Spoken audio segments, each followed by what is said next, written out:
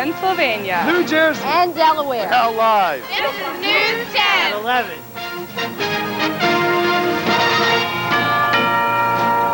Tonight, there's nowhere to hide from this nor'easter. Pennsylvania, New Jersey, and Delaware residents are taking cover at this hour from the worst storm of the season. Good evening. I'm Renee Chenault. And I'm Larry Menti. Our top story on News 10 at 11 is the powerful nor'easter pounding the entire Delaware Valley. Now, for most of us, it's just a driving rain and a biting wind chill. But for the shore, it could be disaster. News 10 has live team coverage along the coast. I'm Terry Ruggles. Some people are being told they should leave their homes tonight at the Jersey Shore. I'll have a live report coming up. I'm Tracy Davidson in Longport, where the winds are a factor right now. I'll have a live report coming up in a few minutes. We will get to those live reports in just a moment. First, the very latest on the track of the storm from News 10's meteorologist John Valeris. John. All right, Larry, let's first go right in on radar. Zoom in here, and you can see radar in motion. Now, look at all the liquid coming in from the ocean. The heaviest rain still confined to extreme southern Jersey and Delaware, but some of the heavier rain bands will be working their way towards the city during the next several hours. Look at the peak wind gust. This is mainly for Jersey. North Wildwood gusting to 67. Atlantic City 54. Wrightstown 53. Millville 53. These are all tropical storm force winds. Dover 48. And officially at the airport 44. And I can tell you this, gale warnings are not flying. What's flying down the shore are storm warnings, winds in excess of 55. I'll let you know what that means for the shore and the rest of us in just a little bit, Renee. All right, John. Well, right now, people who live and own property at the Delaware and Jersey shores are holding their breath, waiting to see just how bad this storm gets. News 10's New Jersey correspondent Terry Ruggles is live in Ocean City, New Jersey with the very latest on conditions there. How is it there, Terry? It is windy, it is rainy, and I've got a situation here, Renee. Take a look. I'm standing up on a pier. Behind me is the North Star. Okay, this is going to be up over the dock pretty soon because what I've got here, this used to be parking lot. It is now part of the bay. The problem is the water. The reason is the wind. The wind is so strong it tore the roof off this gas station in Cape May Courthouse. In Ocean City, the barricades blocking flooded streets have sandbags on them so they won't blow away. The worst part about the wind is it won't let the water from high tide recede. So actually what we have is a situation here where the tide has only dropped about a foot. And how far should it drop? It should drop about 6 foot normally. In Avalon, a 5-ton truck is standing by to rescue people who may be stranded. Water isn't going to become a problem getting into the houses to bother the people living in them.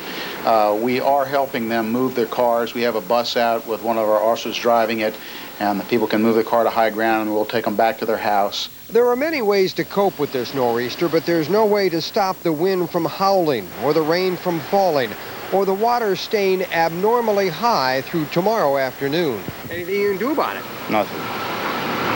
Mother Nature.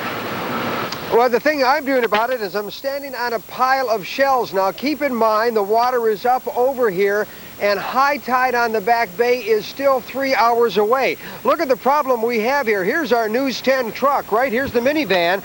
Already got water up to here, and it is coming up a couple inches in a half an hour or so. So maybe even faster than that. I'm no expert in tides. So we're going to pack up and get the devil out of Dodge here, keeping in mind that 2 o'clock is high tide on the back bay, and they expect the problems to be just as bad, if not worse, tomorrow afternoon with the high tide. If you live in a back bay area, it may be a good idea to move to higher and drier ground. Reporting live from Ocean City, Terry Ruggles, News 10. All right, folks have been warned. Thanks, Terry. Well, the nasty nor'easter has prompted a slew of school closings for tomorrow. All public and parochial schools in Atlantic City, Ocean City, Sea Isle City, North Wildwood, and Cape May, New Jersey will be closed tomorrow. The St. Anne's School in Wildwood will also be closed. Now, any additional school closings in New Jersey and in Delaware will be announced early tomorrow morning. Well, at this hour, the entire state of Delaware is taking its licks. Traffic lights were left twisting in the wind tonight. News 10 caught this one dangling in downtown Wilmington. Stormy weather left many traffic signals in the area swinging in the wind gusts. Other lights were not as lucky tonight. News 10 at the scene of this downed street light at Racing Broad in Center City, Philadelphia. High winds also put a rumple in people's rain gear, with umbrellas the most visible casualty. More damage in Center City from the storm. News 10 live at 11th and Winter, appropriately, where some window scaffolding has been blown off the side of a construction site. Parts of the scaffolding are perched just above some power lines. Police and fire crews right now are on the scene.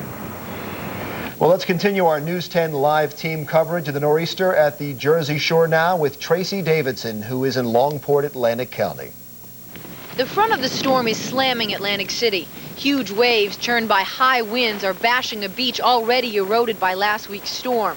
A senior citizen's home on the now deserted boardwalk is evacuated, and the National Guard is ready with vehicles to get others to higher ground if necessary. We've had Public Works working on our drainage system so we don't make the problem any worse. We've made shift adjustments in the police and fire departments so we won't have any lack of coverage because people can't get into work. And the people working at the Emergency Preparedness Command Center know the worst is yet to come. We're expecting that this high tide will be a problem, particularly on the back bays. The subsequent high tide will be even a greater problem. All right, that was Tracy Davidson reporting in Longport, New Jersey. Now, this storm will last well into the morning, so be sure to watch News 10 beginning at a special time tomorrow morning, 5 a.m. We'll have the latest from Earthwatch on the storm, plus school and traffic updates. There's other news to tell you.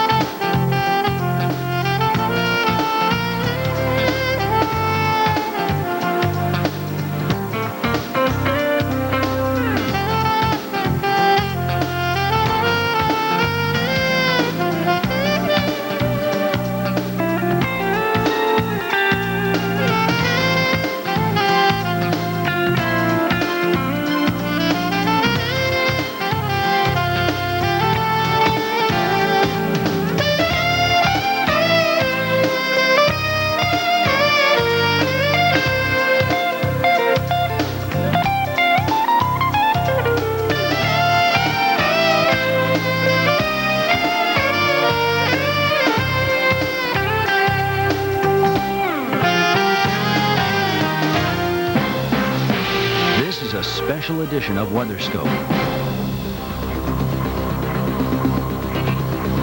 A big nor'easter slowly moving off the North Carolina coast right now, but its effects still being felt well to the north, all the way up to southern New England and all the way back into the Ohio Valley where some heavy wet snow has been falling. Good evening. Welcome to this edition of WeatherScope. I'm Jeff Morrow out here in the Forecast Center. Let's go ahead and first of all show you some of the scenes. We're going to show you both sides of this storm, both aspects. First, the snowy cold side. This is Cincinnati, Ohio, folks, where you picked up about a foot of snow, and it looks like you're just going to miss your all-time 24-hour snowfall record. You got within about an inch or so, but any way you slice it, this is a lot of snow, a lot of moisture being thrown all the way back from the Atlantic and piling up in places like Cincinnati and Lexington. A wet snow, so it'll be good for making the snowmen. Now on the other side of this storm, it's warm, but boy, it has been windy. These are scenes taken at Virginia Beach in Virginia there. That's the Virginia Beach Pier. Lots of high surf, at times getting upwards of 10, maybe even 11, 12 feet.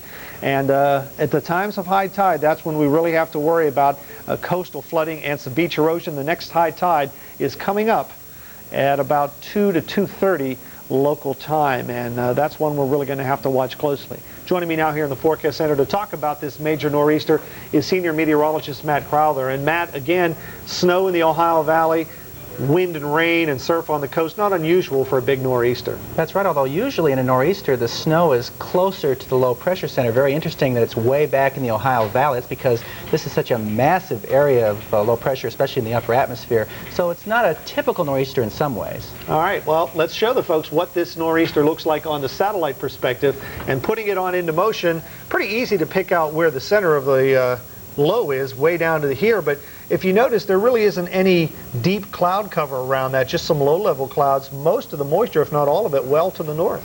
That's right, kind of an unusual feature. Quite often you'll have the clouds wrapping more around the center. Of course, you know, this has been compared perhaps to the hurricane in some aspects with the coastal flooding and everything, but in a tropical system you have a very intense area of convection right around the center, and in a non-tropical low like this is, quite often the moisture is well removed from the center as well as the strong winds. And the big feature about this is this incredible fetch, which is coming from actually totally off the map here, way out in the Atlantic Ocean. High pressure to the north and that low pressure system to the south, and just these winds have just been blowing and blowing and blowing out of the east and northeast for just almost 24 straight hours. They're going to continue tonight, maybe taper off a little bit tomorrow, and therefore we have coastal flood warnings just all up and down the coast. There have been some comparisons to the storm of March 1962, which was one of the greatest nor'easters of the century as far as coastal flooding goes. It's not going to be quite that bad, but around Ocean City, Maryland, maybe up to Rehoboth Beach, Delaware, then up into southern New Jersey at that high tide you mentioned tonight, it looks like it could be very serious,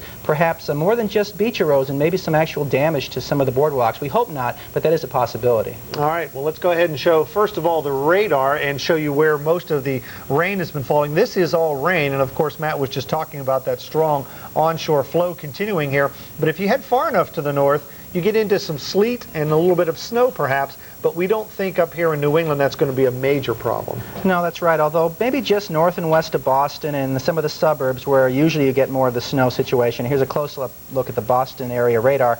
And we've had a little bit of light snow and sleet mixed in, and some of this is not reaching the ground up in this area. But it looks like maybe a 1 to 3 in a band, pretty much like this. Maybe even Boston itself may pick up a slushy inch or two. But actually out on Cape Cod we might have some of that coastal flooding, but not as severe as further south. This is where the heavy snow's been flying, and Cincinnati, well, they might pick up that record yet if the snow does indeed pick up there. That's right. It depends on when that 24-hour period is, but it looks like it's been heavy snow. A couple hours ago it was S+ here in Louisville, and this is just not letting up any. This moisture band just keeps coming in from the Atlantic, and it really appears as if we might pick up an additional 6 or 7 inches of snow somewhere, if not in Cincinnati, and somewhere close to the Cincinnati area. This is through noon tomorrow. So we could have snow totals, you know, someplace in eastern Kentucky we've got a report of 30 inches of snow in eastern Kentucky, southwest of Cincinnati, 18 inches.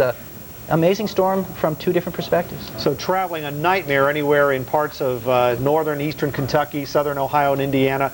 It's going to be a mess as we head on into the morning rush hour, more like the morning slush hour, I think, as we head on through tomorrow. Thanks, Matt, for wrapping up the storm with us. You want to keep it tuned here to the Weather Channel because we'll keep you up to date both on the snow aspect of the storm as we head into tomorrow morning and, of course, the coastal flooding threat as well. All right, let's go back to the studio now. Dave Swartz has a look at the rest of the nation's weather starting in the west and then a look at your tomorrow forecast. Well, Jeff, in the west, we've been battered by storms lately, but we finally got a break. But the storm that gave you so much trouble in California has now moved eastward. Arizona was in the line of fire overnight and this morning as part of the storm system moved across the southwest. This is Phoenix, where some streets and roads were just underwater. Between 1 and 2 inches of rain fell in the northern suburbs. There are scattered showers in the region again here this evening. It doesn't take much rain to cause flooding here in the deserts, and those of us who live in southern Arizona and California know that this is plenty to take us over the top. Phoenix, 0.73, Tucson at 0.69. Well, the storm that blew through Los Angeles yesterday morning with those thunderstorms, well, it is now out into Nebraska, Nevada, New Mexico, and Texas. We're actually drying out here in Arizona. It looks like the rain is over. But part of the storm split and headed north. Notice the swirl to the clouds here. Another swirl moving into Northern California. That's our next rainmaker in San Francisco. Rain has just about made it into Seattle. as we check in on radar. Oh yeah, it's definitely there over here in Shelton down toward Olympia. But this is just some light rain. It looks like we are not going to bear the brunt of what is yet to come out over the Pacific Ocean. There's the rain that messed us up here in Phoenix for rush hour this afternoon. Still raining at Chandler and Apache Junction, but that'll be out of here shortly. And we've got some rain and snow. 2 to 4 or 5 inches of snow fell in the mountains here in New Mexico. And now it's raining into Abilene, and that's headed for Waco and Austin for your morning rush hour. And then here comes our next storm. San Franciscans, get ready for some more rain and wind all the way into the weekend. One of our computer-generated forecast models gives you 3.5 inches of rain over the next 48 hours. So get ready for that. 1, 2, 3 storms. Are you ready? Are you ready for morning rush hour in Boston? What with sleet and wind in your face. 32, snowing there right now. West on the Mass Pike, light snow. Back to Albany, maybe some snow. Between Albany and New York City, rain and sleet and snow. New York City, Philly, Baltimore, and Washington, just wind and rain. Further south, cloudy skies, Atlanta 30, windy in the morning, low wind chills. Windy and dry here in Florida. And then here's our next storm. Winds are already blowing in off the Gulf of Mexico in Houston. A touch of Arctic air for the Twin Cities, temperature in the single digits. And along the west coast, there's our next storm slamming into California. Well, stay with us. Complete travel conditions are just ahead on TravelWise. That's coming up after your local forecast. We'll tell you just where travel may be treacherous. You can see the very tightly packed isobars. That's where we have the lines of constant pressure. It's what we call a pressure gradient. There's a lot of wind involved here, and very, very windy conditions from the southern New England coast all the way back down to around coastal areas of Virginia. We continue to see very, very high winds and high surf. It is snowing right now.